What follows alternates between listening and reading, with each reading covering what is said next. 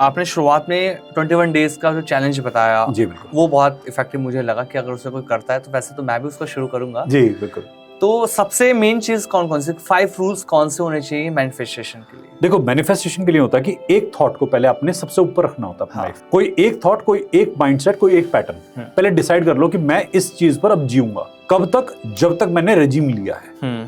और सेकंड चीज कि अब कोई एब्रप्शन नहीं होना चाहिए, कहीं कोई एक ऐसा ना हो कि मैं दूर हट जाऊं इससे, कोई ब्रेक ना आए इस चीज। रेगुलरली करना है, चाहे मैं कहीं भी हूं, टाइम जोन कोई भी हो, लाइफ जोन कोई भी हो, माइंडसेट कोई भी हो, लाइफ सेट कोई भी हो, मुझे काम करना है तो करना है। उसके बाद में मनसा वाचा कर्मणा तीनों के लेवल पे करो। माइंड को विजुअलाइजेशन लगाओ, आंखों को उस चीज को फोकस ट्रेल करने में लगाओ, देखे वो क्या हो रहा है। जब हम विजुअलाइज करते हैं तो दिखता है हमारे आंखों को, वो होते हुए महसूस होता है। वर्ड्स में डालो उसे। अच्छा, लगातार बोलो, अफर्मेशन बोलो, अकेले बोलना अकेले बोलो, सामने बोलना किसी के सामने बोलो, और कुछ एक्शन भी करो। कई बार ऐसा होता है कि हम कहते हैं कि अपने हाथ में एक सर्टिफिकेट लेके खड़े जाओ कि मुझे पीएचडी की डिग्री मिल रही है। तुम्हें सर्टिफिकेट मिलेगा थोड़े दिनों में, क्योंकि तुमने कर्मणा में ले लिया इसे। मनसा में विजुअलाइज करोगे, तुम स्टेज पे खड़े हो, पीएचडी की डिग्री कोई तुम्हें दे रहा है, स्क्रॉल पकड़ा रहा है आपको। बिल्कुल।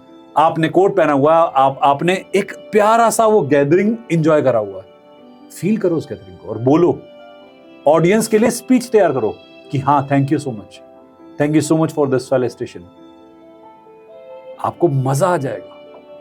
चीजों को अपना मनसा वाचा कर्मणा के लेवल पे लेके आओ, ड्रीम को यथार्थ दिखाओ, और अपने ड्रीम के अंदर किसी के बनाए हुए डिस्प्यूट्स को या क्वेश्चंस को पुट अप मत होने दो। लोग आपके ड्रीम को छोटा बना के दिखाएंगे, अपने ड्रीम को कभी छोटा नहीं आंकना।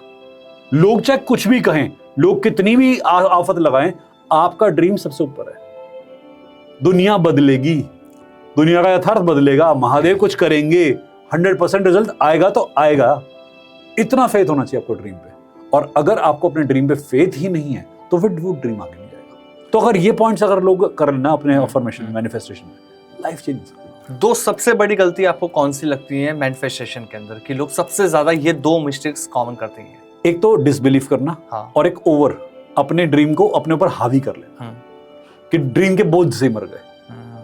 आपने इतना ज्यादा लोड ले लिया कि आप उस लोड के नीचे दब गए। आपका खुद का एक नेगेटिविटी फैक्टर आ गया कि यार ये कैसे हो सकता है, ये कहां से हो पाएगा। और अगर मैं कहूँ कि बिना एक्शन के मैनिफेस्टेशन सिर्फ हमारा ब्रेन का एंटरटेनमेंट है, ये सच है? हाँ बिल्कुल, वो स्वप्न का वर्ल्ड होता है कि बैठे बैठे मजा आ रहा है कि वाह मैं तो ये करूंगा, मैं तो वो करूंगा। वो शेख चिल्ली ख्वाब होते हैं। आप कर्म को माइनस कर दो, कर्म विदाउट प्रैक्टिकलिटी या लाइफ विदाउट कर्म।